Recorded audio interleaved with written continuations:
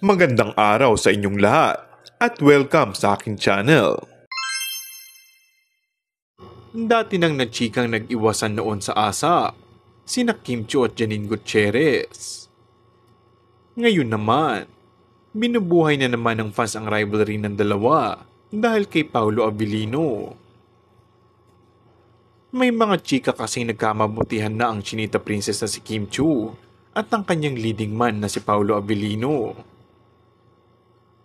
Bukod kasi sa kinikilig ang King Pao fans sa kanilang tandem, marami rin ang nag-root na sana'y mauwi sa tunay na buhay ang kanilang tambalan.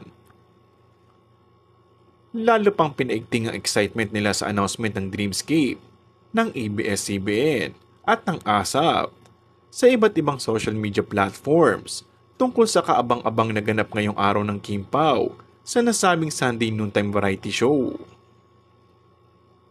Ang big reveal kasi ng King Pao na may hashtag na King Pao announcement. Samot-sari naman ang naging haka-haka ng madlang people.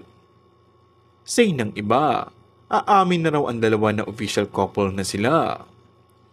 At yes, finally, official na. Official na ang pagpapalabas ng nabanggit na kilig serye sa Free TV.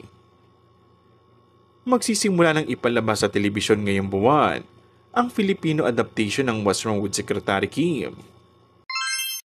And that's all for our today's video. Kung bago ka lang sa aking channel ay mag-subscribe at pindutin na rin ang notification bell. Maraming salamat!